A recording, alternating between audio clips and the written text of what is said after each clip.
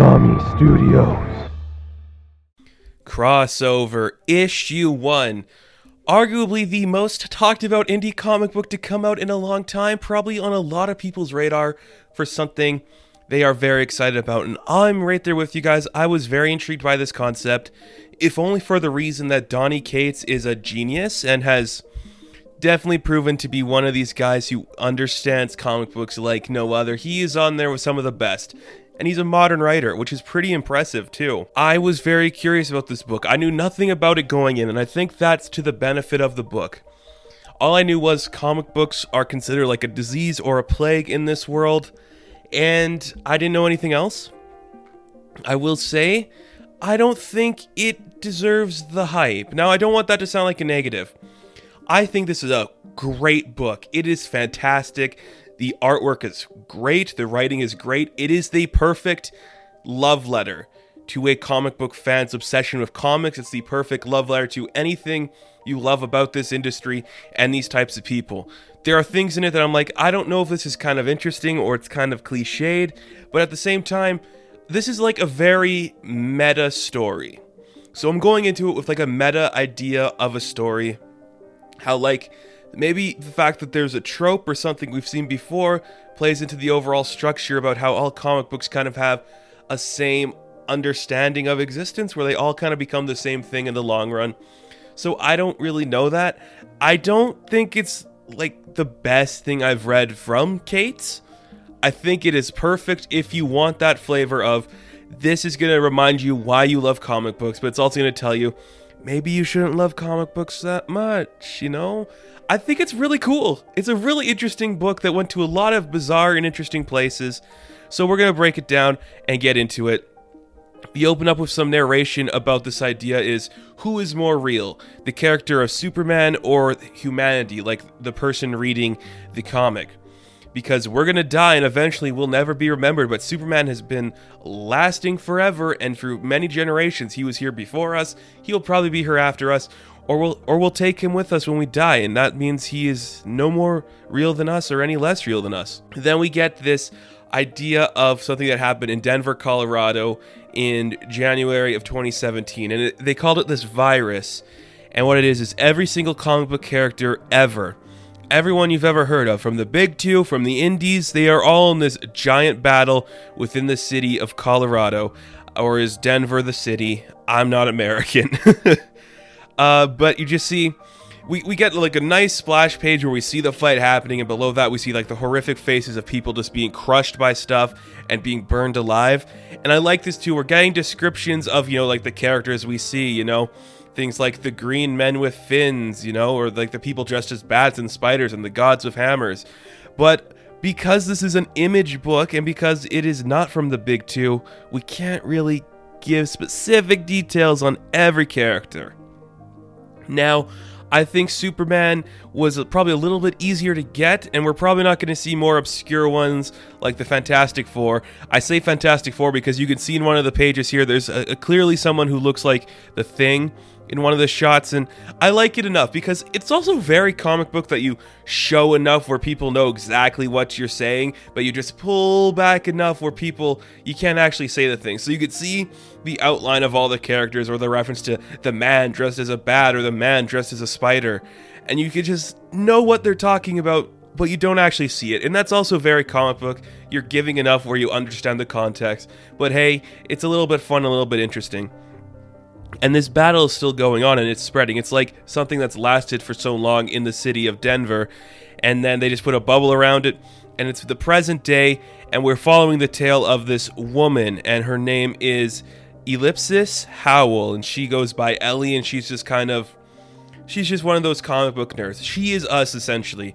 In this world, she is our point of view character. She is us. Her parents were writers. I'm going to assume they were comic book writers or something like that, which that's why her name sounds a little different. It's like heroic or like a Greek god, that kind of a feel. And she's just kind of like walking to her favorite comic book store. And then this is where the book kind of, to me, I get what it's going for, and I understand completely why this is where it is. But it might be because we live in an era where everything has been done to death. Like, I don't like the idea that this religious group starts to take over and like, heroes are bad, comic books are bad, they're from the devil and all that. Like, that, I get that idea, and I believe in the real world that would be something that could potentially happen. It's been happening with video games and movies for years, so having it in comic books, of course we've seen that. What was that thing where that famous, what is it, like a lawyer or somebody said that Batman and Robin were gay, and the comic books had to have a certain code presented to them? This has been happening for a long time, so I understand that in the meta narrative.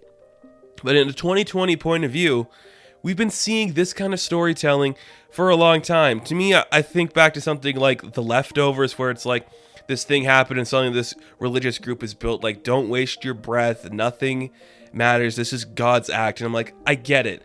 I don't know if that's something I'm impressed with, where Kate's created this idea that, like, God's good, comic books are evil, they're from the devil. Like, I get it in the terms of the story why it exists, but to me, it just seemed pretty obvious. I think a different route could have been done.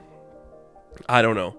So she goes to her favorite comic book store. The owner's guy there is named Otto, and he is in the middle of a deal with this guy who's trying to sell some of his old comic books. We see enough where we just kind of crop out the title, and we know that it's the Rawhide Kid, and it's Super Cop, and he's like, dude, these are like propaganda, man, from the government, man. I don't want any of your Western crap, man. You know, Marvel and DC died when Colorado died, and I'm like, okay, I don't know what that means exactly. I'm assuming that means nobody's making those books anymore, and those heroes are kind of all dead. So he's not buying those books, and the guy kind of storms out angrily, and then Ellie's just like, Otto, man, you could just try to be nicer. And he's like, well, calm down. It doesn't matter. Now, I don't know if Otto is supposed to be somebody in the real world.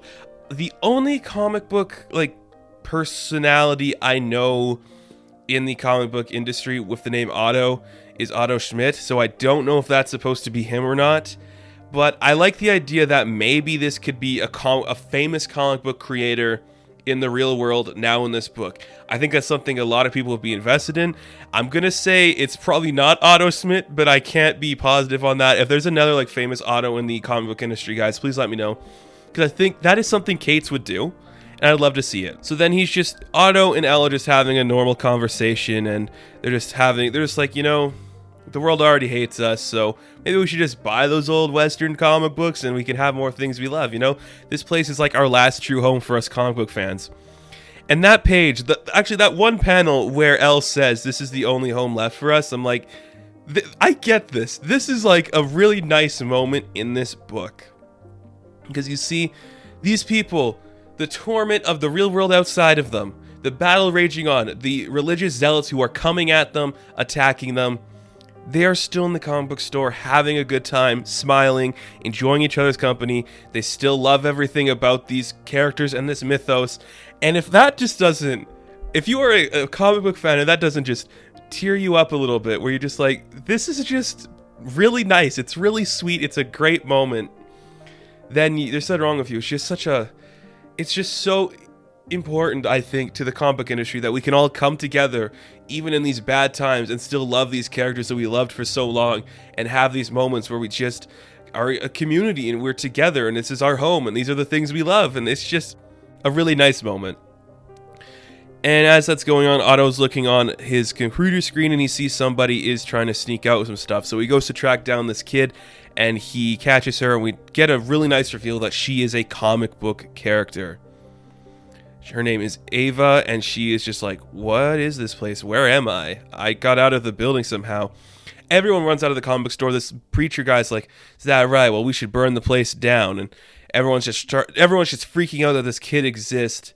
And Ellie's like, well, we gotta protect her. She's a kid. Like, come on. Like, what would our heroes do practically? They wouldn't leave a girl like just standing here. We have to help her. So this religious bigot guy, I think this is his son Ryan Lowe becomes a character. He was in the shop. I think it's his dad. Like, I don't know I can't remember if they specify it, but I'm gonna say it's his dad. And he's like, why were you in the comic store buying comics? He's like, no, I didn't. And his dad gives him this, like, a drink. He's gonna build a Molotov, like, burn this shit down, son. Do you want redemption in the eyes of the Lord? And you're like, damn it, dude, that's scary. I like that a lot. Elle and this Ava kid have a moment where she's asking, how did you get out? Do you know the name of the man who saved you? And she's like, no, I don't know his name, but I know what he looks like. I could draw you a picture of him. And so she starts to draw a picture of it. Meanwhile, all these people are yelling at the girl inside, get out, kill the comic book character. Ryan lights the Molotov and throws it into the building. It starts to burn up. Otto, Ellie, and Ava have to escape. And they give us a little clarification that this is a love story, kind of. So I'm wondering if maybe Elle and Ryan have a history, or if it's a love story between Ryan and accepting that he's a comic book fan. Either way, I love you, Donny Cates, because that was really cool. Like, there's just some power in there. Because, yeah, the last comic book shop alive just burned up. Now things are about to get worse. I think it's very cool, very interesting. I like it a lot. So they're taking Ava out of the building, Otto and Elle, and they get out there and they're looking at the paper that she drew. And this is where I'm kind of curious how the book's going to play out. The person she drew is so clearly the Man of Tomorrow, the Man of Steel, the last son of Krypton, the personification of hope, of truth, justice, and the American dream. That's right. Ava draws Superman. It is clearly Superman, and I'm just like, I get this so much now. Like, I get it. This is a really cool idea that you're playing with here. How are you going to pay this off? Is there any way whatsoever this is going to work? I really hope it does. And I'm just like, cool. I hope we see Superman. Maybe we will. We could license him out. Maybe that'd be fun. I think if anybody could get it done, it's Donny Cates. If anybody could get, like, we'll bring Spider-Man and Superman into this burning comic book world, I think it's going to be Donny Cates. And I'd be in support of that completely. I liked this book. Now, I won't go as far to say I think it is a brilliant masterpiece. It is a very compelling read. It is a love letter to everything you love about comic books. If you are a comic book fan, you can sit and read this and you could be like, I'm happy. I understand the characters. I understand the world of how heroes impacted me and made me feel. And I think that's something that's very important and very cool to the story. I really enjoyed that aspect of it. But at the same time, it does go to a lot of familiar beats. I hope it picks up and does something cool. And I say familiar beats, but at the same time, I'm kind of like, maybe that's the point? You know, like the kid who's different we have to save, the religious zealot's trying to burn everything down, the son of the guy in charge who wants to be different and defy his father.